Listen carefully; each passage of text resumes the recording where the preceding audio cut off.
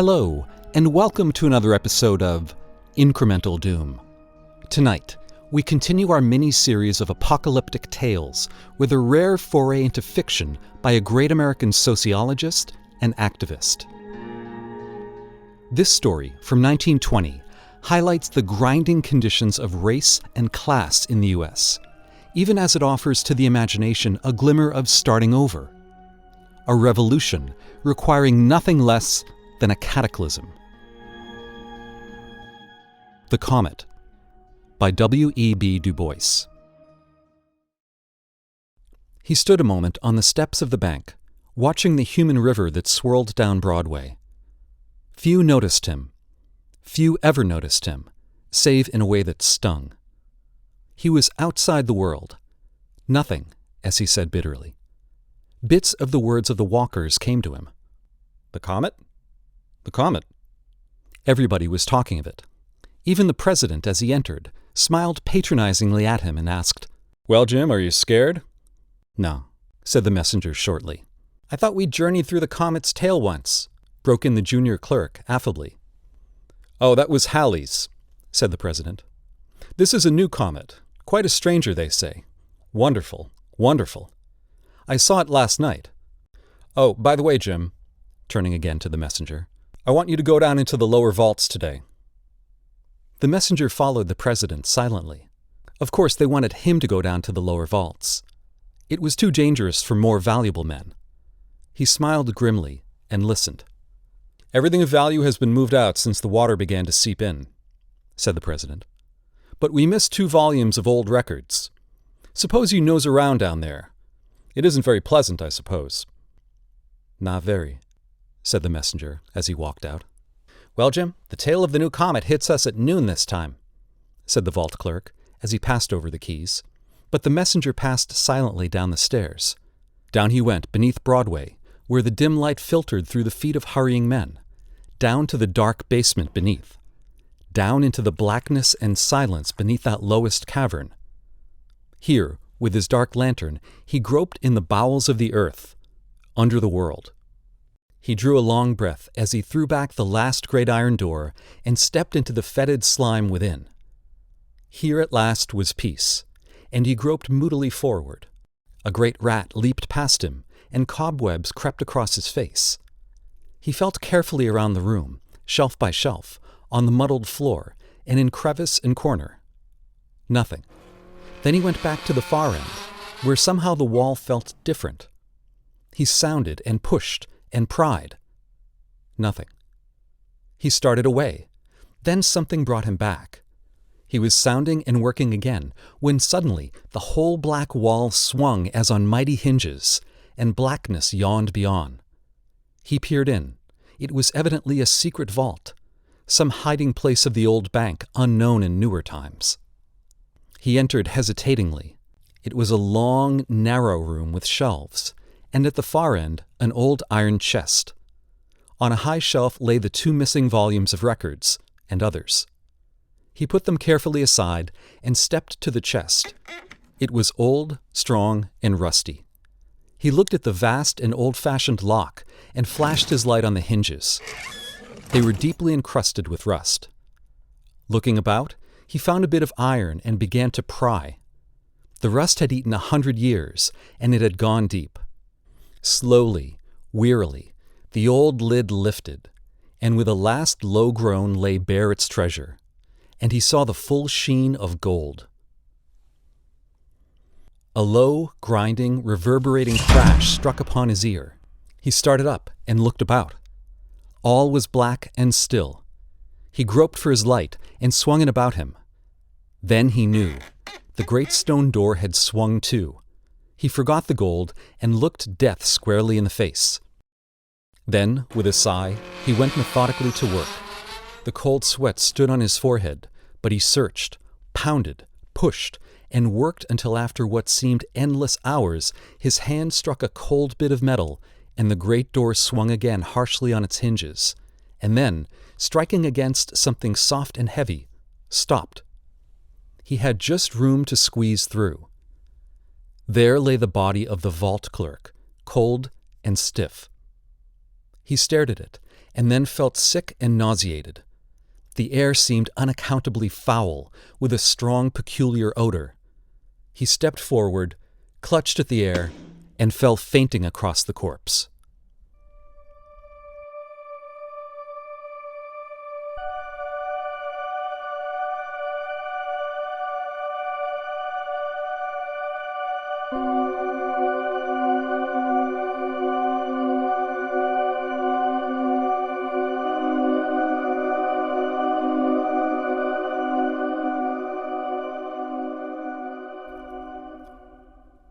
He awoke with a sense of horror, leaped from the body, and groped up the stairs, calling to the guard. The watchman sat as if asleep, with the gate swinging free. With one glance at him, the messenger hurried up to the subvault. In vain, he called to the guards. His voice echoed and re-echoed weirdly. Up the great basement he rushed. Here another guard lay prostrate on his face, cold and still. A fear arose in the messenger's heart. He dashed up to the cellar floor, up into the bank.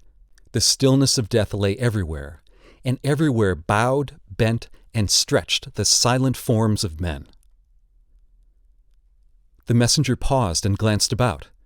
He was not a man easily moved, but this sight was appalling. "Robbery and murder," he whispered slowly to himself as he saw the twisted, oozing mouth of the president where he lay half buried on his desk. Then a new thought seized him. If they found him here alone, with all this money and all these dead men, what would his life be worth? He glanced about, tiptoed cautiously to a side door, and again looked behind. Quietly he turned the latch and stepped out into Wall Street. How silent the street was! Not a soul was stirring, and yet it was high noon. Wall Street? Broadway? He glanced almost wildly up and down, then across the street, and as he looked, a sickening horror froze in his limbs. With a choking cry of utter fright, he lunged, leaned giddily against the cold building, and stared helplessly at the sight. In the great stone doorway, 100 men and women and children lay crushed and twisted and jammed, forced into that great gaping doorway like refuse in a can. As if in one wild, frantic rush to safety, they had rushed and ground themselves to death.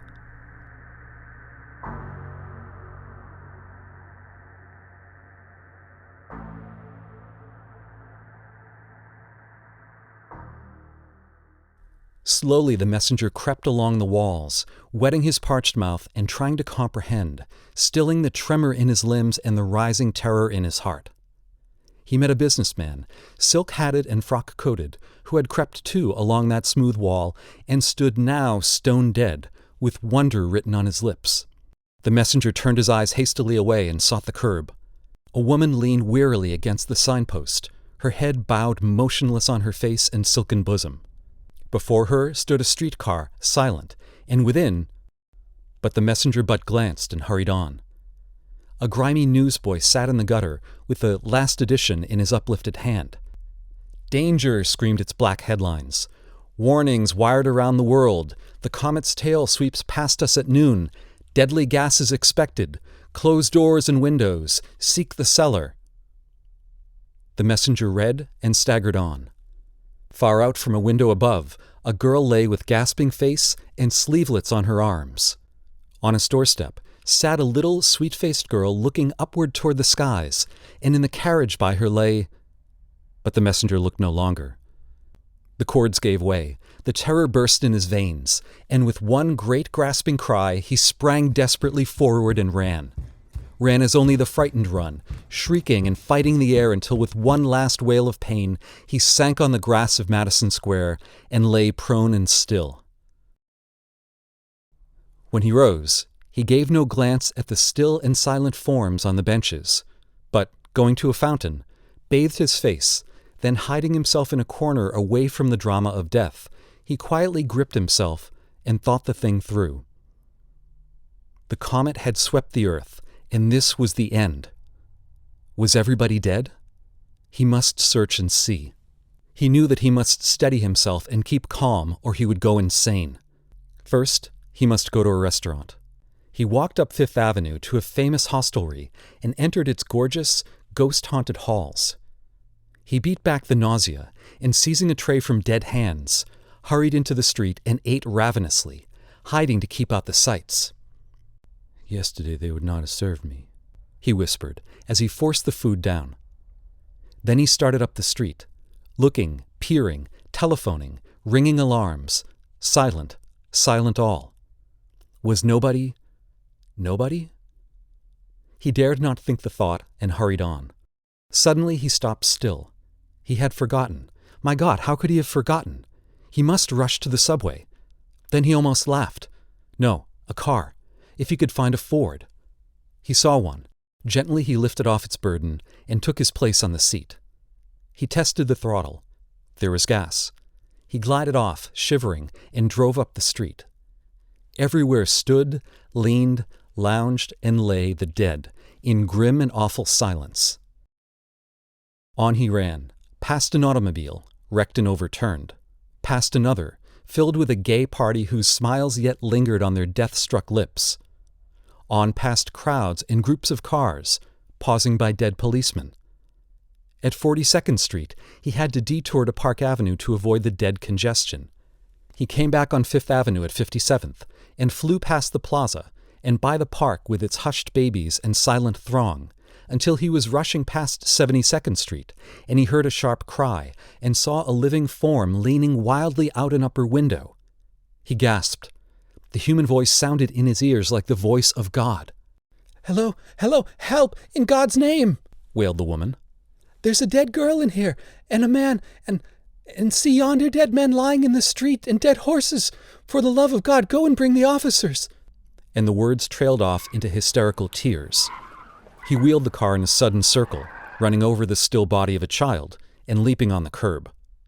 Then he rushed up the steps and tried the door and rang violently. There was a long pause, but at last the heavy door swung back. They stared a moment, in silence. She had not noticed before that he was a Negro. He had not thought of her as white. She was a woman of perhaps 25, rarely beautiful and richly gowned, with darkly golden hair and jewels. Yesterday, he thought with bitterness, she would scarcely have looked at him twice. He would have been dirt beneath her silken feet. She stared at him. Of all the sorts of men she had pictured as coming to her rescue, she had not dreamed of one like him. Not that he was not human, but he dwelt in a world so far from hers, so infinitely far that he seldom even entered her thought. Yet, as she looked at him curiously, he seemed quite commonplace and usual. He was a tall, dark working man of the better class, with a sensitive face trained to stolidity and a poor man's clothes and hands. His face was soft and slow, and his manner at once cold and nervous, like fires long banked, but not out. So, a moment, each paused and gauged the other. Then the thought of the dead world without rushed in, and they started towards each other. "What has happened?" she cried. "Tell me, nothing stirs. All is silence. I see the dead strewn before my window as winnowed by the breath of God, and see—" She dragged him through great silken hangings to where, beneath the sheen of mahogany and silver, a little French maid lay stretched in quiet everlasting sleep, and near her a butler lay prone in his livery. The tears streamed down the woman's cheeks, and she clung to his arm until the perfume of her breath swept his face, and he felt the tremors racing through her body. "I had been shut up in my darkroom developing pictures of the comet which I took last night. When I came out, I saw the dead." "What has happened?" she cried again. He answered slowly. "Something, comet or devil, swept across the earth this morning, and many are dead." "Many? Very many?" "I have searched, and I have seen no other living soul but you." She gasped, and they stared at each other. "My father," she whispered. "Where is he?" "He started for the office." "Where is it?" "In the Metropolitan Tower." "Leave a note for him here and come." Then he stopped. "Now," he said firmly, "first we must go to Harlem." Harlem, she cried. Then she understood. She tapped her foot at first impatiently. She looked back and shuddered. Then she came resolutely down the steps. There's a swifter car in the garage in the court, she said. I don't know how to drive it. I do, she answered. In 10 minutes they were flying to Harlem on the wind. The Stutz rose and raced like an airplane. They took the turn at 110th Street on 2 wheels and slipped with a shriek into 135th. He was gone but a moment. Then he returned, and his face was gray. She did not look, but said, You have lost somebody? I have lost everybody, he said simply. Unless... He ran back and was gone several minutes. Hours they seemed to her. Everybody, he said, and he walked slowly back with something film-like in his hand which he stuffed into his pocket. I'm afraid I was selfish, he said. But already the car was moving toward the park among the dark and lined dead of Harlem. The brown, still faces, the knotted hands, the homely garments, and the silence, the wild and haunting silence. Out of the park and down Fifth Avenue they whirled. In and out among the dead they slipped and quivered, needing no sound of bell or horn, until the great square Metropolitan Tower hove in sight. Gently, he laid the dead elevator boy aside. The car shot upward.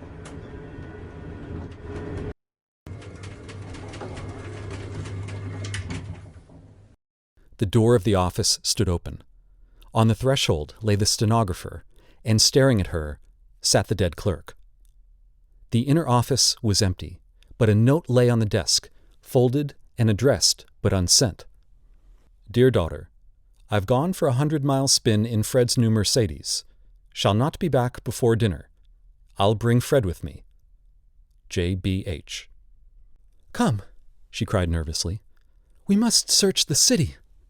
Up and down, over and across, back again, on went that ghostly search.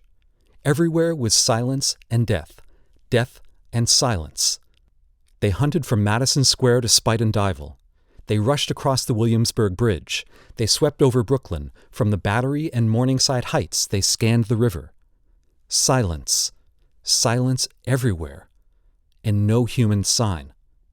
Haggard and bedraggled, they puffed a third time slowly down Broadway under the broiling sun, and at last stopped. He sniffed the air. An odor, a smell, and with the shifting breeze, a sickening stench filled their nostrils and brought its awful warning. The girl settled back helplessly in her seat. What can we do? She cried. It was his turn now to take the lead, and he did it quickly. The long-distance telephone, the telegraph, and the cable. Night rockets, and then flight. She looked at him now with strength and confidence. He did not look like men, as she had always pictured men, but he acted like one, and she was content. In 15 minutes, they were at the Central Telephone Exchange. As they came to the door, he stepped quickly before her and pressed her gently back as he closed it. She heard him moving to and fro, and knew his burdens, the poor little burdens he bore. When she entered, he was alone in the room. The grim switchboard flashed its metallic face in cryptic, sphinx-like immobility. She seated herself on a stool and donned the bright earpiece. She looked at the mouthpiece. She had never looked at one so closely before. It was wide and black, pimpled with usage, inert, dead, almost sarcastic in its unfeeling curves. It looked, she beat back the thought, but it persisted in looking like. She turned her head and found herself alone. One moment she was terrified. Then she thanked him silently for his delicacy and turned resolutely with a quick intaking of breath. Hello? She called in low tones. She was calling to the world. The world must answer. Would the world answer? Was the world? Silence. She had spoken too low. Hello, she cried, full-voiced. She listened. Silence. Her heart beat quickly. She cried in clear, distinct, loud tones. "Hello! Hello! Hello!"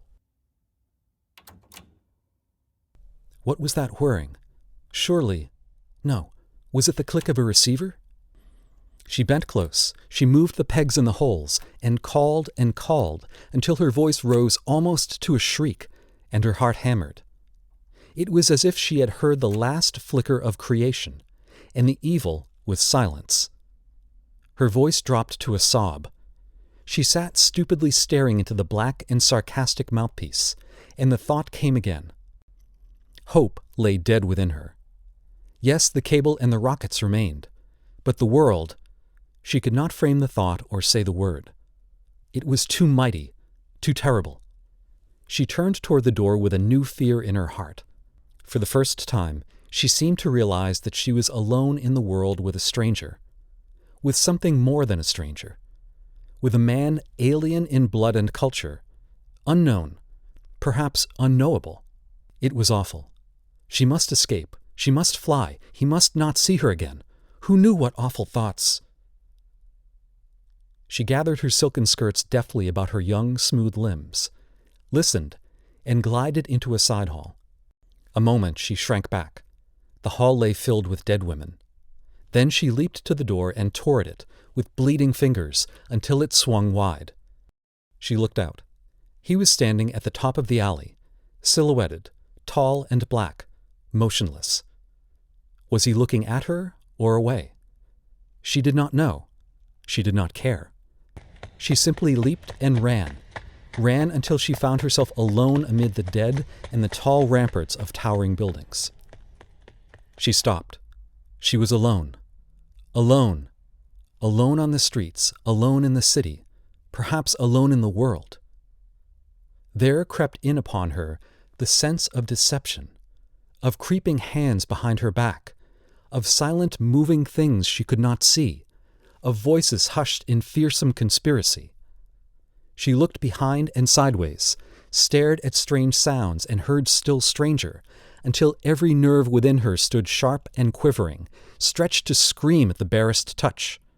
She whirled and flew back, whimpering like a child, until she found that narrow alley again and the dark, silent figure silhouetted at the top. She stopped and rested. Then she walked silently toward him, looked at him timidly. But he said nothing as he handed her into the car.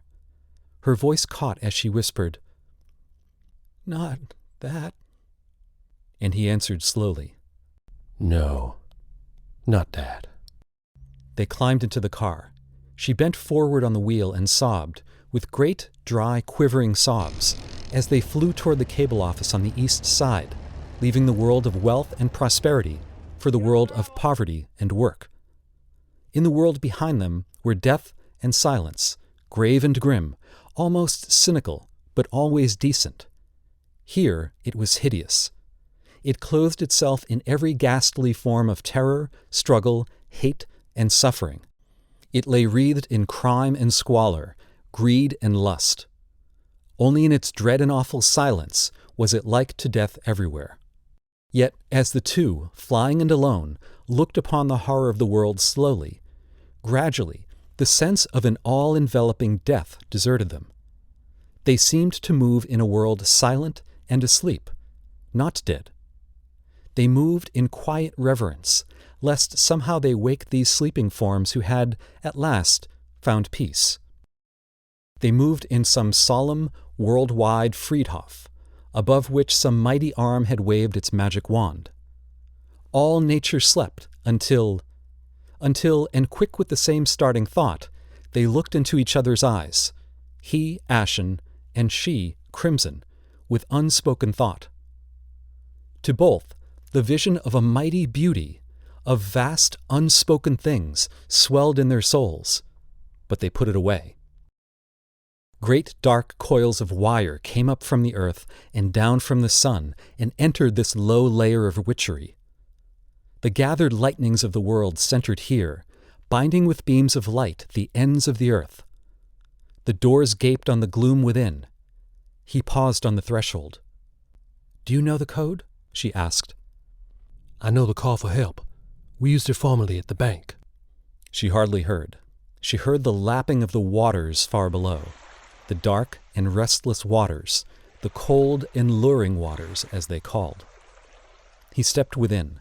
Slowly she walked to the wall, where the water called below, and stood and waited. Long she waited, and he did not come. Then with a start, she saw him too standing beside the black waters. Slowly he removed his coat and stood there silently. She walked quickly to him and laid her hand on his arm. He did not start or look. The waters lapped on in luring, deadly rhythm. He pointed down to the waters and said quietly, "The world lies beneath the waters now. May I go?" She looked into his stricken, tired face, and a great pity surged within her heart. She answered in a voice clear and calm, "No." Upward they turned toward life again, and he seized the wheel. The world was darkening to twilight, and a great gray pall was falling mercifully and gently on the sleeping dead. The ghastly glare of reality seemed replaced with the dream of some vast romance. The girl lay silently back as the motor whizzed along, and looked half-consciously for the elf queen to wave life into this dead world again. She forgot to wonder at the quickness with which he had learned to drive her car. It seemed natural. And then, as they whirled and swung into Madison Square, and at the door of the Metropolitan Tower, she gave a low cry, and her eyes were great. Perhaps she had seen the Elf Queen. The man led her to the elevator of the tower, and deftly they ascended. In her father's office, they gathered rugs and chairs, and he wrote a note and laid it on the desk. Then they ascended to the roof, and he made her comfortable. For a while she rested and sank to dreamy somnolence, watching the worlds above and wondering. Below lay the dark shadows of the city, and afar was the shining of the sea. She glanced at him timidly as he set food before her, and took a shawl and wound her in it, touching her reverently, yet tenderly. She looked up at him with thankfulness in her eyes, eating what he served. He watched the city. She watched him. He seemed very human, very near now. "Have you had to work hard?" she asked softly. "Always." "I have always been idle," she said. "I was rich." "I was poor," he almost echoed. "The rich and the poor are met together," she began, and he finished. "The Lord is the maker of them all." "Yes," she said slowly, "and how foolish our human distinctions seem, now," looking down to the great dead city stretched below, swimming in unlighted shadows. "Yes, I was not human yesterday," he said. She looked at him. "And your people were not my people," she said. "But today—" She paused. He was a man, no more. But he was, in some larger sense, a gentleman, sensitive, kindly, chivalrous, everything save his hands and his face. Yet, yesterday— "Death the leveler," he muttered. "And the revealer," she whispered gently, rising to her feet with great eyes. He turned away, and after fumbling a moment, sent a rocket into the darkening air. It arose, shrieked, and flew up a slim path of light, and scattering its stars abroad, dropped on the city below. She scarcely noticed it. A vision of the world had risen before her. Slowly the mighty prophecy of her destiny overwhelmed her. Above the dead past hovered the angel of Annunciation. She was no mere woman. She was neither high nor low, white nor black, rich nor poor. She was primal woman, mighty mother of all men to come, and bride of life. She looked upon the man beside her and forgot all else but his manhood, his strong, vigorous manhood, his sorrow and sacrifice. She saw him glorified. He was no longer a thing apart, a creature below. a strange outcast of another clime and blood, but her brother humanity incarnate, Son of God and great All-Father of the race to be.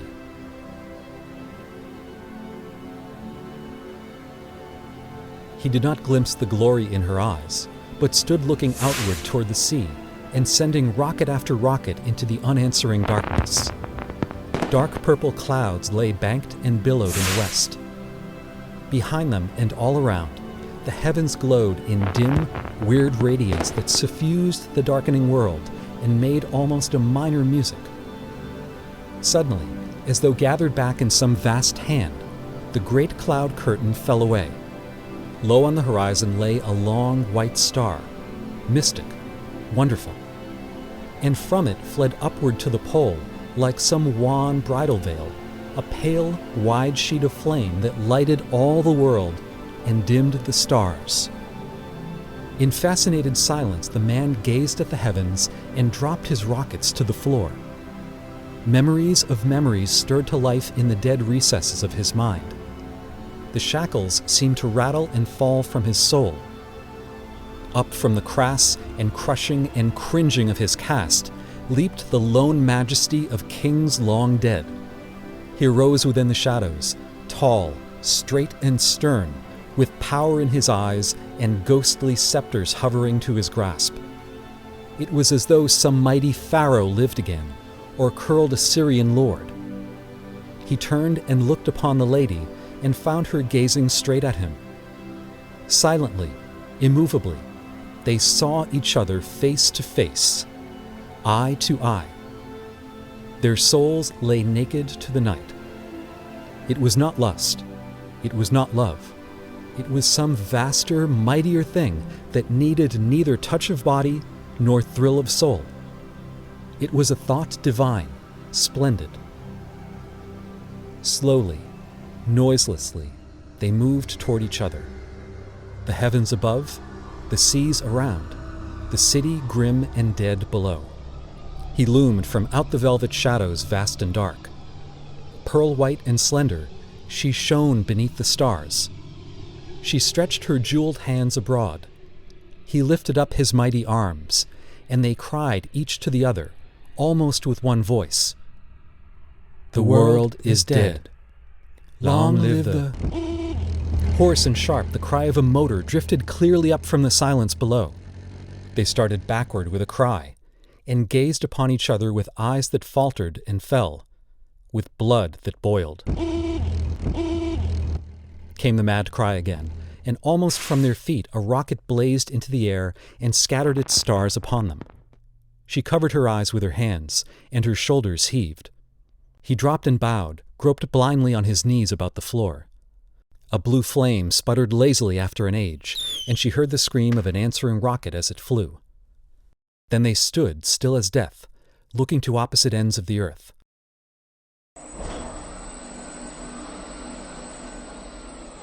The roar and ring of swift elevators shooting upward from below made the great tower tremble. A murmur and babble of voices swept in upon the night. All over the once dead city the lights blinked, flickered, and flamed. And then, with a sudden clanging of doors, the entrance to the platform was filled with men, and one with white and flying hair rushed to the girl and lifted her to his breast. "My daughter," he sobbed. Behind him hurried a younger, comelier man, carefully clad in motor costume, who bent above the girl with passionate solicitude and gazed into her staring eyes until they narrowed and dropped, and her face flushed deeper and deeper crimson. "Julia," he whispered, "my darling, I thought you were gone forever." She looked up at him with strange, searching eyes.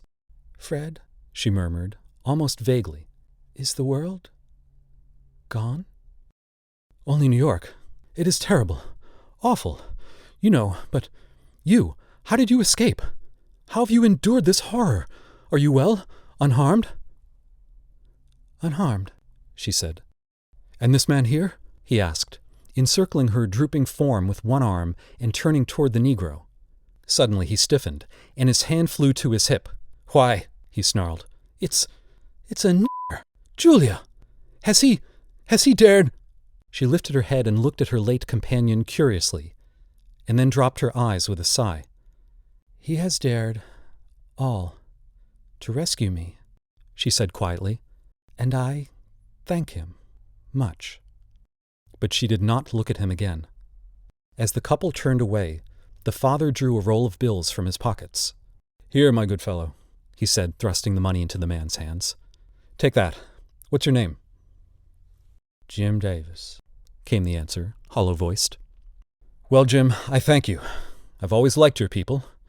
If you ever want a job, call on me." And they were gone. The crowd poured up and out of the elevators, talking and whispering. "Who was it? Are they alive? How many? 2. Who was saved? A white girl and a nigger. There she goes. A nigger. Where is he? Let's lynch the damned." "Shut up, he's all right. He saved her."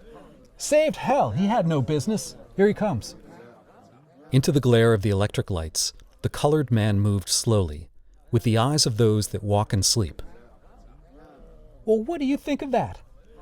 Of all New York, just a white girl and a nigger." The colored man heard nothing. He stood silently beneath the glare of the light, gazing at the money in his hand, and shrinking as he gazed. Slowly he put his other hand into his pocket and brought out a baby's filmy cap, and gazed again.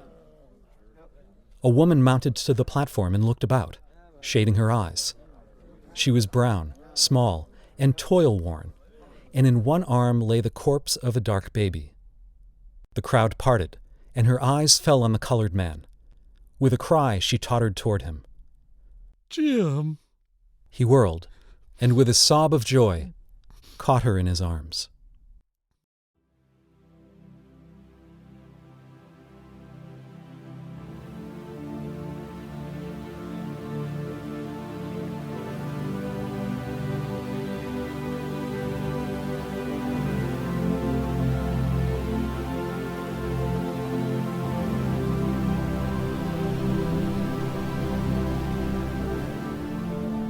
For more tales of literary horror to unsettle you, follow this podcast.